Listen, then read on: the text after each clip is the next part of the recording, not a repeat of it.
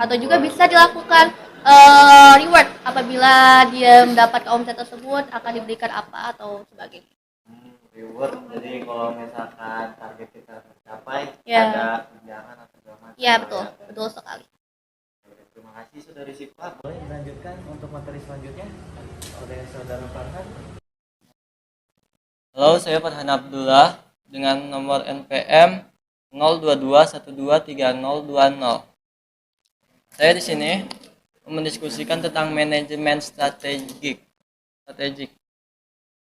Sebelum organisasi itu berjalan atau sedang merumuskan kembali arah bagi organisasinya yang sudah berjalan, maka organisasi itu perlu menetapkan tujuan dan filosofi dasar yang akan menentukan bentuk sosok strateginya.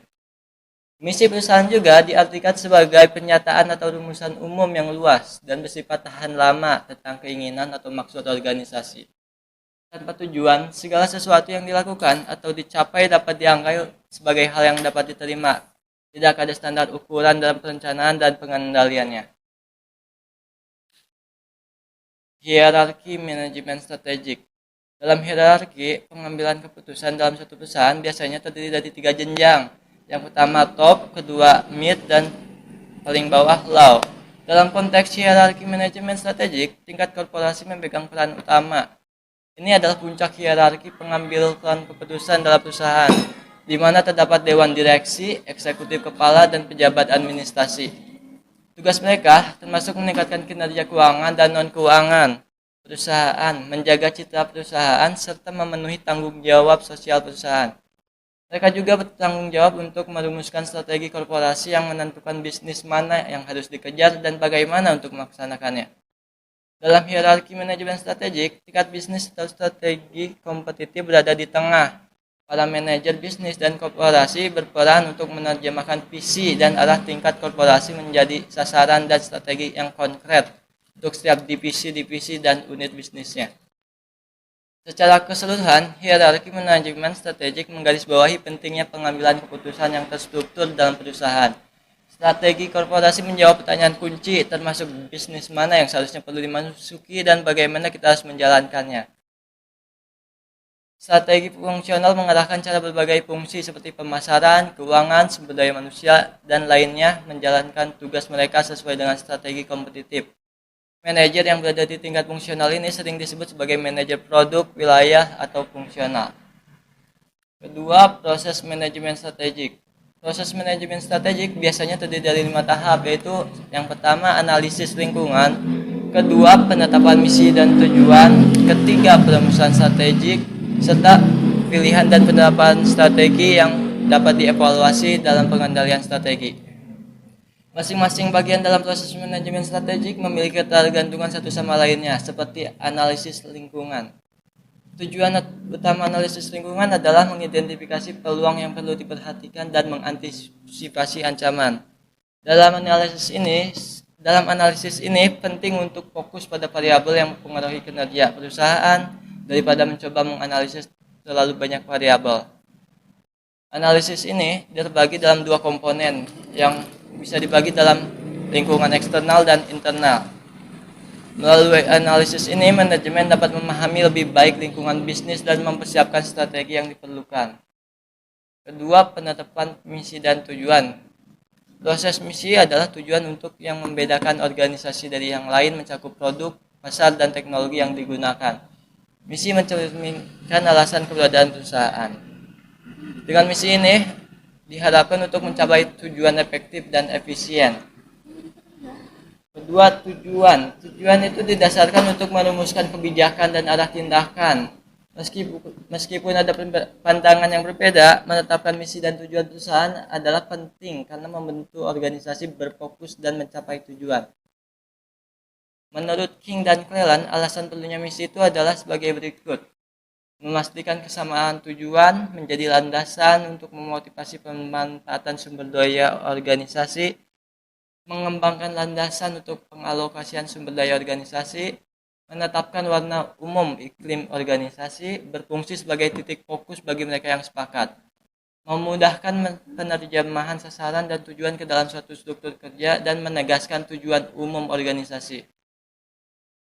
Komponen utama dalam perumusan misi adalah spesifikasi produk atau jasa, spesifikasi pasar utama, dan spesifikasi teknologi.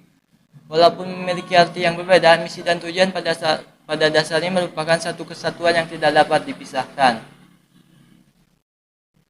Ketiga, perumusan strategik. Untuk daya saing dan profit maksimal, perusahaan harus analisis lingkungan, identifikasi peluang dan ancaman, fokus pada kompetensi inti, dan pilih strategi yang sesuai. Strategi harus sesuai dengan produk, pasar, sumber daya, dan teknologi, karena perumusan yang salah dapat berdampak buruk pada perusahaan. Manajemen perlu memahami kemungkinan yang akan terjadi. Keempat, penerapan strategi. Implementasi strategi melibatkan pengelolaan sumber daya organisasi untuk mewujudkan pilihan strategi yang telah ditentukan. Implementasi strategi ini adalah langkah penting dalam menjalankan rencana bisnis dengan tepat dan efisien. Keberhasilan implementasi strategi sangat tergantung pada keterampilan dan kemampuan manajer yang melaksanakannya. Beberapa tanggung jawab utama dari seorang manajer dalam mengimplementasikan strategi yang telah dipilih yaitu: manajer melakukan pembagian tugas beserta urutan kegiatan, menentukan siapa yang bertanggung jawab atas tugas-tugas yang diberikan, menetapkan struktur pokok organisasi tempat implementasi akan berlangsung, menentukan sumber daya yang diperlukan, menetapkan jenis prestasi yang diperlukan oleh satuan organisasi, menentukan motivasi pribadi dan sistem perangsang yang akan digunakan, menganalisis pengorganisasian, serta menentukan sistem yang tepat. Menjamin tingkat partisipasi yang tepat, menetapkan sistem informasi yang tepat, mengadopsi program latihan, mengembangkan keterampilan teknis dan manajemen, menjamin bahwa kemungkinan efektif memotivasi dan memimpin organisasi. Dan proses yang terakhir itu adalah evaluasi dan pengendalian strategi. Di mana evaluasi strategi adalah proses di mana manajer membandingkan antara hasil-hasil yang diperoleh dengan tingkat pencapaian tujuan. Secara umum, evaluasi mencakup 4 hal utama, yaitu menetapkan sasaran prestasi kerja, mengukur posisi sesungguhnya sehubungan dengan sasaran, menganalisis penyimpangan dari batas toleransi yang diterima, dan melaksanakan modifikasi jika dirasa perlu atau layak. Dalam pengendalian strategi dibagi dalam 4, yaitu pengendalian asumsi, pengendalian implementasi, pengawasan strategi, dan pengendalian peringatan khusus. Organisasi memiliki tujuan yang bervariasi dengan beberapa definisi yang menekankan bahwa tujuan adalah hasil akhir yang dicapai oleh organisasi melalui kemampuan dan aktivitasnya. Namun, istilah seperti misi, strategi, kebijakan, dan taktik seringkali disalahartikan atau digunakan dengan cara yang sama meskipun sebenarnya memiliki pengertian berbeda. Penetapan tujuan organisasi memiliki peran penting dalam memberikan landasan operasional bagi kegiatan organisasi dan menjadi pedoman dalam mengevaluasi kesuksesan pelaksanaan organisasi. Ini memberikan manfaat yang besar bagi semua organisasi secara keseluruhan, yaitu membantu mengarahkan upaya organisasi dan memberikan kerangka kerja untuk mencapai hasil yang diinginkan. Lalu, faktor yang mempengaruhi perumusan tujuan. Dalam menentukan suatu tujuan, perlu ditimbangkan faktor internal maupun yang mempengaruhi faktor tersebut, antara lain tujuan perusahaan sebelumnya dalam menentukan tujuan organisasi pada masa yang akan datang. Kedua, sumber-sumber ekonomi yang dimiliki perusahaan. Ketiga, sistem penilaian dari eksekutif puncak. Keempat, kekuatan dalam lingkungan. Lalu ada jenis-jenis tujuan organisasi. Adapun tujuan yang biasanya menjadi pedoman atau arah dari hampir semua organisasi. Jenis tujuan tersebut dimaksudkan dalam berupa finansial ataupun sosial.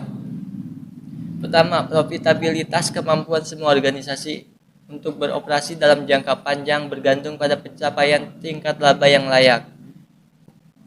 Kedua, produktivitas. Para manajer terus-menerus berusaha meningkatkan produktivitas sistem mereka.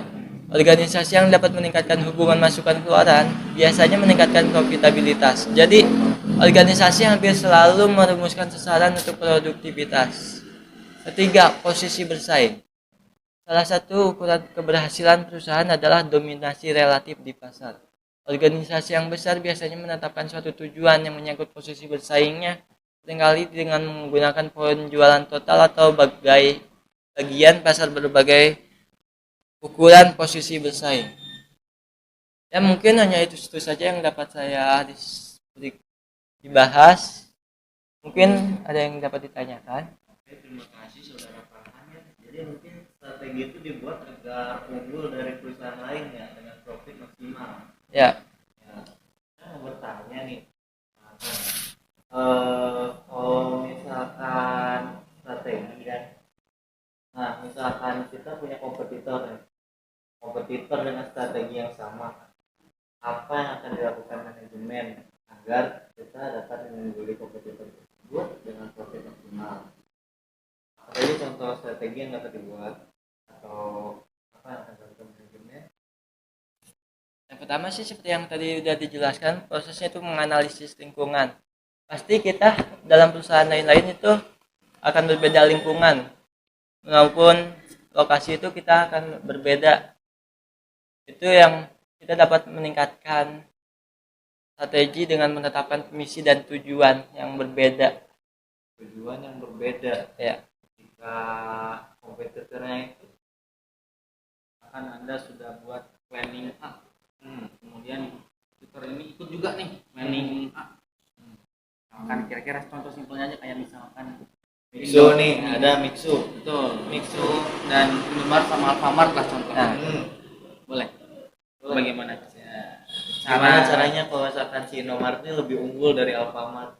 Apa pakai iklan kah atau dibuat Sebenarnya- suasananya yang lebih baik atau harganya yang lebih murah? Sebenarnya dibuat dengan promosi-promosi diskon gitu ya. Misal dibeli 3 kita dapat 1 gratis. Marketing ya. Ya, bisa.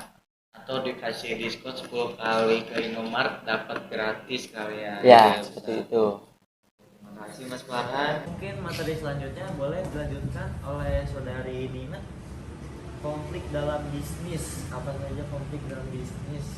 Baik, perkenalkan nama saya Nina Delireni dengan nomor NPM 0221230119. Saya di sini akan menjelaskan tentang konflik manajemen. Dalam suatu perusahaan atau persaingan bisnis, konflik terkadang menjadi hal yang mengkhawatirkan. Terlebih dalam suatu persaingan bisnis, konflik menjadi hal yang tidak bisa dihindari. Tapi konflik dalam bisnis juga bisa dihindari dengan cara mengatur. Ada pihak yang mengatur atau istilah lain adalah ada manajemen yang mengatur. Konflik itu apa sih? Konflik adalah percekcokan, persaingan yang terjadi antara suatu pihak dengan pihak yang lain. Sedangkan manajemen adalah pihak yang mengatur sekelompok orang atau organisasi untuk mencapai tujuan tersebut. Maka dapat disimpulkan konflik manajemen adalah sebuah pendekatan pimpinan atau manajemen untuk menangani konflik yang sedang terjadi. Sedangkan menurut para ahli, contohnya ada pendapat dari Howard Ross, konflik adalah suatu upaya yang diambil pihak ketiga untuk menyelesaikan konflik yang sedang terjadi dalam suatu organisasi. Kemudian ada tipe manajemen konflik yang harus kita ketahui, yaitu ada 6 tipe. Yang pertama ada accommodating atau salah satu upaya menyelesaikan konflik dengan cara mengumpulkan pendapat dari pihak-pihak yang sedang berkonflik. Yang kedua ada avoiding, yaitu salah satu upaya untuk menyelesaikan konflik dengan cara salah satu pihak yang sedang berkonflik menghindari konflik yang sedang terjadi. Yang ketiga ada compromising, yaitu dengan cara mendengarkan atau menerima pendapat dari semua pihak dan memutuskan jalan keluar dengan tetap mementingkan kepentingan bersama. Compromising ini dibagi menjadi 4. Yang pertama ada separasi, yaitu pihak yang berkonflik dipisahkan dengan pihak yang lain. Yang kedua ada atrasi, yaitu pihak yang berkonflik setuju dengan keputusan yang diambil dengan pihak ketiga. Yang ketiga ada mengambil keputusan, dan yang keempat menyogok. Dalam kasus ini menyogok kadang menjadi hal yang sangat curang, tapi dalam suatu konflik juga menyogok ini bisa dibenarkan demi cepat terselesainya konflik tersebut. Yang keempat ada collaborating atau bekerja sama, dan yang terakhir ada competing. Competing adalah upaya menyelesaikan konflik dengan cara menggabungkan 5 metode yang tadi. Next, ada strategi manajemen konflik. Yang pertama ada pengenalan. Pengenalan itu berarti kita tuh harus mengenali konflik yang sedang terjadi dalam suatu perusahaan. Kita harus mencari akar masalahnya dan kita harus mengetahui permasalahannya itu seperti apa. Yang kedua ada diagnosa. Diagnosa itu langkah dengan cara memikirkan solusi yang tepat untuk menyelesaikan konflik tersebut. Yang ketiga ada menyepakati solusi. Setelah melakukan diagnosa, kita harus menyepakati solusi yang telah diberikan oleh pihak ketiga maupun pihak-pihak yang sedang mengalami konflik. Yang keempat ada pelaksanaan, yaitu melaksanakan dan menerima pendapat serta solusi-solusi yang telah ditentukan atau solusi yang telah diberikan. Yang terakhir ada evaluasi. Kemudian ada fungsi manajemen konflik.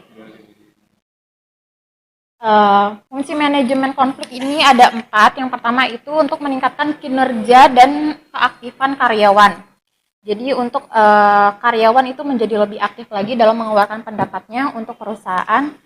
Dan yang kedua ada mengembangkan kemampuan karyawan, menjadikan karyawan menjadi lebih kreatif lagi.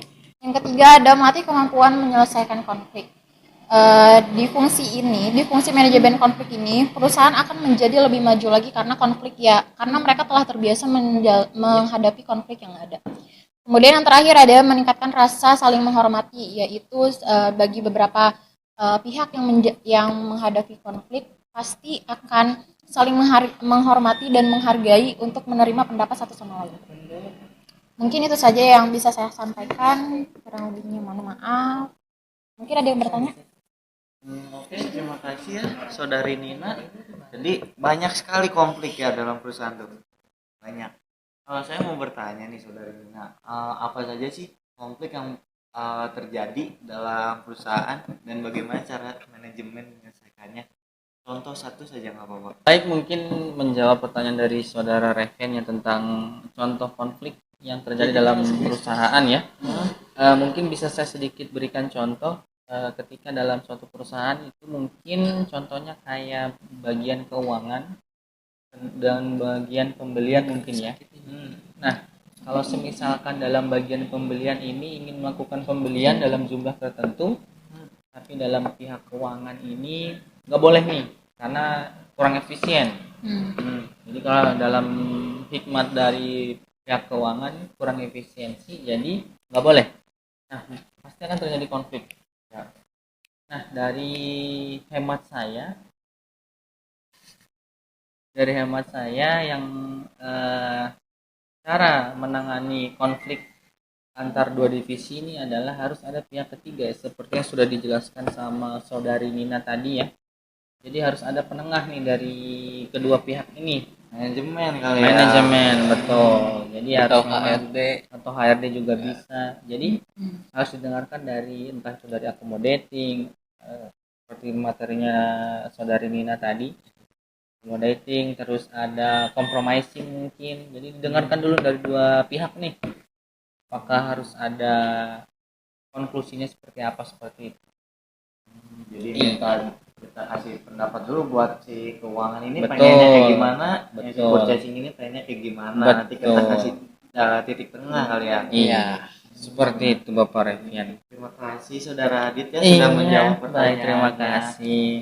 Oke, boleh dilanjutkan untuk materi selanjutnya Saudara Adit. Baik, materi selanjutnya ini Pemasaran ya. mengenai tentang pemasaran. Ya. Boleh saya lihat sebentar Bapak Revian. Setelah materi yang telah disampaikan oleh rekan-rekan di sini semuanya, yang dari materi pertama itu apa itu manajemen, kedua materi kedua tentang planning, terus yang ketiga itu motivasi, yang keempat strategi, dan yang kelima konflik dalam bisnis yang baru saja disampaikan oleh Saudari Nina. Yang keenam itu adalah materi tentang pemasaran. Apa sih itu pemasaran atau marketing ya? Nah, pemasaran itu adalah jenis manajemen. Manajemen pemasaran itu adalah jenis manajemen yang sangat dibutuhkan dalam suatu bisnis ya. Jadi apalah arti kata jika memang udah dari planningnya udah oke, udah dari strateginya oke, motivate-nya juga sudah oke, tapi tidak dilakukan pemasaran ya. Anggapannya tidak ada tombaknya, Tidak ada tombaknya, betul sekali. Jadi pemasaran itu sangat penting dalam bidang usaha ya. Nah, jadi pengertian dari selanjut Bapak Reven ya. Pengertian dari manajemen pemasaran itu adalah kegiatan perencanaan yang sudah dijelaskan tadi di materi planning ya. Terus pengawasan dan evaluasi yang berhubungan dengan proses atau memperkenalkan produk dan jasa kepada khalayak luas atau konsumen. Nah, jadi dari sini kita udah bisa bukan ambil kesimpulannya. Ada sedikit gambaran tentang apa sih tujuan dari pemasaran itu. Tujuan dari pemasaran itu ya user atau customer. Jadi sebagaimana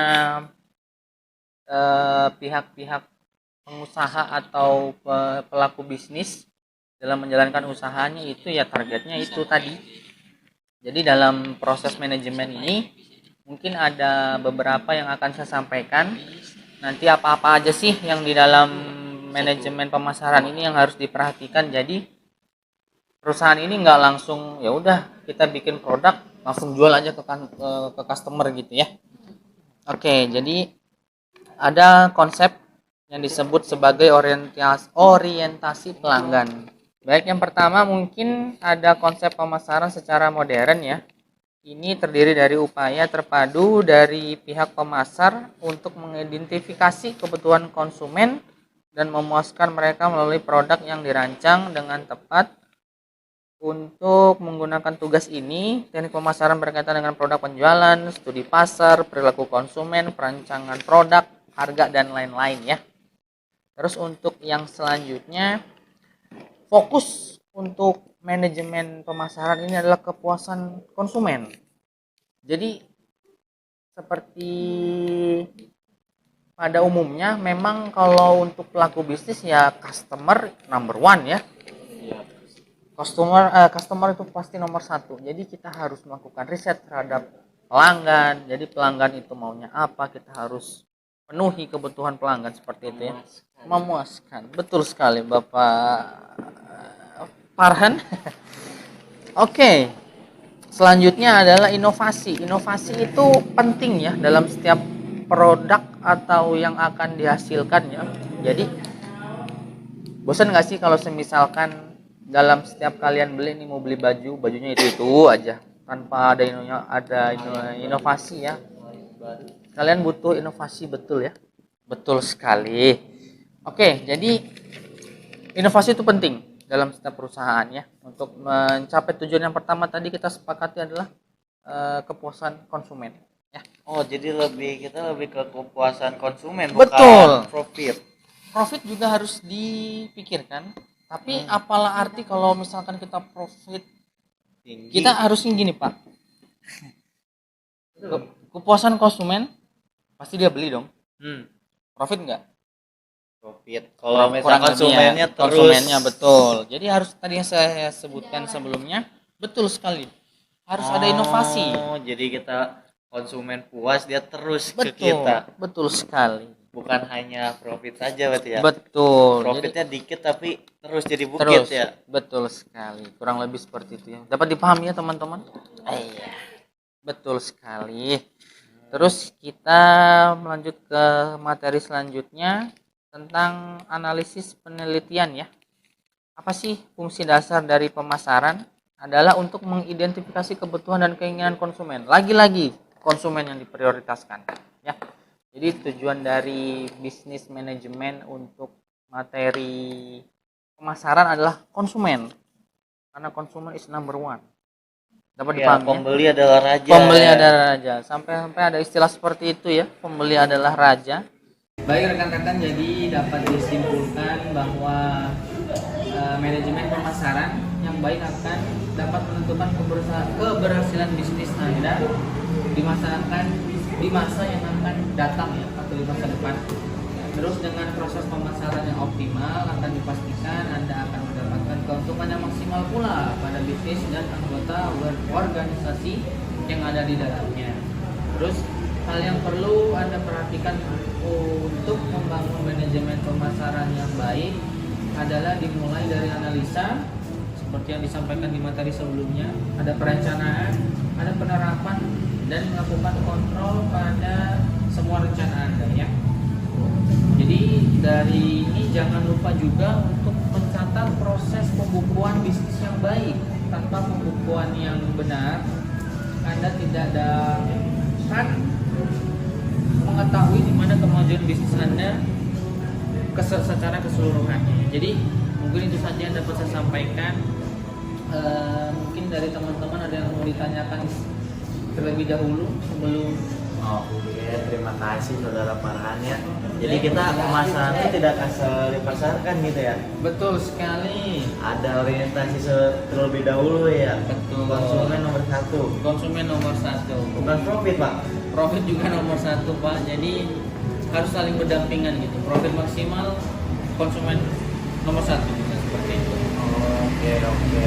Terima kasih saudara Adit ya. Jadi dapat disimpulkan kalau misalkan manajemen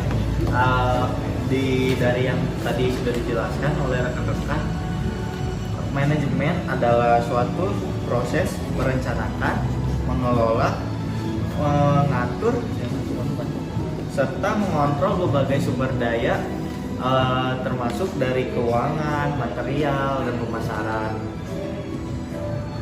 Mungkin ditutup saja ya. Sekian dari kelompok kami, kelompok 1. Saya Muhammad Refian dengan NPM 0221231182. Wassalamualaikum warahmatullahi wabarakatuh. Waalaikumsalam warahmatullahi wabarakatuh.